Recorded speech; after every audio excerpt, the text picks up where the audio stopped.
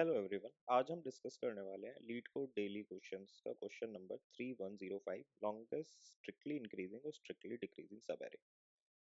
Question दिया गया है, you are given an array of integer nums, return the length of longest subarray of nums which is either strictly increasing or strictly decreasing. काफी simple question है, straightforward. मांगा गया है कि एक एरे दिया गया है, उसमें हमें लेंथ निकालनी है सब एरे की, या तो वो स्ट्रिक्टली इंक्रीजिंग हो या स्ट्रिक्टली डिक्रीजिंग हो, दोनों में से जो भी हो, मैक्सिमम लेंथ का सब एरे।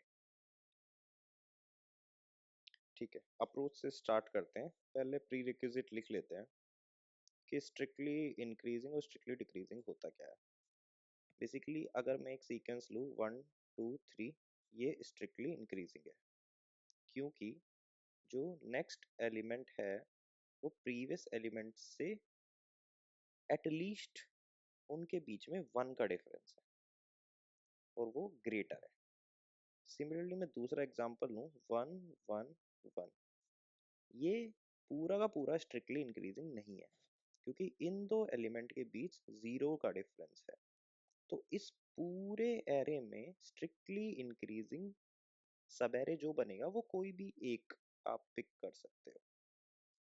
तो स्ट्रिक्टली इंक्रीजिंग ये जो सब एरे है वो लेंथ 1 है उसकी ओनली। तो आई होप स्ट्रिक्टली इंक्रीजिंग का मतलब आप समझ गए होंगे। डिक्रीजिंग में सिर्फ उल्टा होता है, कॉन्सेप्ट सेम ही रहेगा। अब क्वेश्चन को देख लेते हैं। लेट्स से हम एक एग्जांपल लेते हैं कि एरे है हमारा 1 2 3 4 5। अब कोई भी एक सिंपल सिमुलेशन एल्गोरिथम लिख सकते हैं कि हमें स्ट्रिक्टली इंक्रीजिंग सब एरे निकालना है। हम यहाँ से स्टार्ट करेंगे, नेक्स्ट एलिमेंट को देखेंगे, अगर वो इंक्रीजिंग है तो हम इसी सब एरे को पार्ट कर लेंगे। अगर नेक्स्ट देखेंगे ये भी इसी का पार्ट है तो ये भी इसी करंट सब एरे का पार्ट है, ये भी तो हम इसका टोटल लेंथ निकाल सकते हैं कि टोटल लेंथ हो गया सब एरे का 5। ठीक है, अब अगर मुझे इसी में डिक्रीजिंग भी निकालना हो, क्योंकि हम या तो इधर स्ट्रिक्टली इंक्रीजिंग देख रहे हैं या स्ट्रिक्टली डिक्रीजिंग देख रहे हैं। इंक्रीजिंग में मुझे पता लग गया कि लेंथ 5 है, एक बार डिक्रीजिंग में भी देख लेते हैं कि लेंथ क्या होगी। अगर मैं यहाँ से स्टार्ट करूँ 1, नेक्स्ट एलिमेंट 2 है तो डिक्रीज तो नहीं कर रहा। 2 से स्टार्ट अगर मैं करूँ सब एरे, नेक्स्ट एलिमेंट 3 है, ये भी डिक्रीज नहीं करा। सिमिलरली कोई भी डिक्रीज नहीं करेगा, तो डिक्रीजिंग लेंथ का सब एरे 1 बन सकता है मैक्सिमम। ठीक है, इससे ज्यादा का हम सब एरे नहीं निकाल सकते।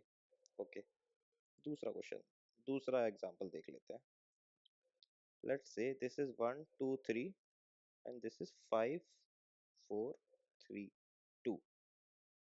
डायरेक्ट अगर हम देखें तो हमें ये पता लगता है कि ये जो सब एरे है ये स्ट्रिक्टली इंक्रीजिंग है और इसकी लेंथ है 3, और ये जो सब एरे है ये स्ट्रिक्टली डिक्रीजिंग है और इसकी लेंथ है 4, तो इसका ओवरऑल आंसर 4 बनेगा। Very well.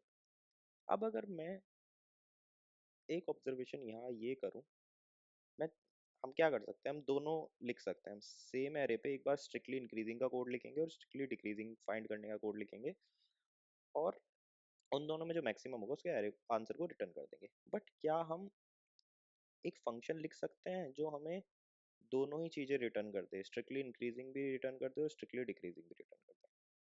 जी हाँ, कर सकते हैं। बेसिकली अगर आप देखोगे तो ये जो अगर मैं सिर्फ 5 4 3 2 एरे लूँ तो इसमें स्ट्रिक्टली इंक्रीजिंग कितना हुआ, कोई भी एलिमेंट नहीं हुआ, 1 हुआ। और स्ट्रिक्टली इंक्रीजिंग हुआ 1 और स्ट्रिक्टली डिक्रीजिंग हुआ 4। बट अगर मैं इस एरे को रिवर्स कर दूं तो ये हुआ 2 3 4 5, तो अब इसमें स्ट्रिक्टली डिक्रीजिंग कितना हुआ, 1, और स्ट्रिक्टली इंक्रीजिंग कितना हुआ, 4। तो हम ये ऑब्जर्व कर सकते हैं कि जब हम एरे को रिवर्स कर देते हैं तो जो strictly increasing or strictly decreasing हमारे आंसर आते हैं ना, वो स्वैप हो जाते हैं। तो क्यों ना मैं एक फंक्शन लिखूं जो हो खाली सॉल्व, एक एरे वो इनपुट ले, और स्ट्रिक्टली इंक्रीजिंग का कोड मैं यहाँ लिखूं फाइंड स्ट्रिक्टली इंक्रीजिंग,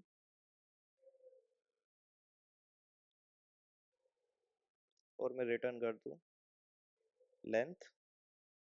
और जब मैं इसको कॉल करूं तो एक बार मैं डायरेक्ट एरे को से रिटर्न करा दूं आंसर 1, और एक बार मैं आंसर टू रिटर्न कराऊं, बस इस बार एरे जो होगा वो रिवर्स्ड होगा, रिवर्स्ड एरे। और जो मेरा फाइनल आंसर होगा वो होगा max of answer one and answer two. Correct है, मुझे दो अलग अलग लॉजिक नहीं लिखने पड़े, एक बार इंक्रीजिंग का एक बार डिक्रीजिंग का, मैंने सिर्फ एरे को रिवर्स कर दिया और एक बार इंक्रीजिंग का ही लॉजिक लिखा, दोनों आंसर मुझे मिल जाएंगे और फाइनल आंसर ये रहेगा। ठीक है, नेक्स्ट इसको देखते हैं कि पाइथन में इस लॉजिक को कोड कैसे कर सकते हैं। अब हमने एक बार देख लिया है कि अप्रोच क्या है, सूडो कोड क्या है, अब इसी कोड को हम पाइथन में इम्प्लीमेंट करेंगे। जैसे हमने वहाँ डिस्कस करा था कि हम एक फंक्शन लिखेंगे जो strictly increasing or strictly decreasing दोनों ही केसेस को हैंडल कर सकता है विद सेम लॉजिक। फंक्शन का नाम लिखते हैं सॉल्व, जो कि एक एरे को इनपुट लेगा और जो हमें मैक्सिमम मैक्स लेंथ रिटर्न करना है सब एरे का, उसको अभी करंटली वन मान लेते हैं क्योंकि एटलीस्ट वन तो आंसर होगा ही। और करंट मैक्सिमम, जो कि करंट मैक्सिमम चल रहा होगा, वो भी वन होगा। फिर हम एक बार लूप करेंगे, इसको एक वेरिएबल में लेंथ को इनपुट कर लेते हैं। हमें लूप करना है n-1 तक, क्योंकि हम at any point of time current element को नेक्स्ट एलिमेंट से कंपेयर कर रहे होंगे, स्ट्रिक्टली इंक्रीजिंग है या नहीं ये देखने के लिए। तो लास्ट एलिमेंट को चेक करने की जरूरत नहीं है, वो ऑलरेडी प्रीवियस स्टेप में चेक हो चुका होगा।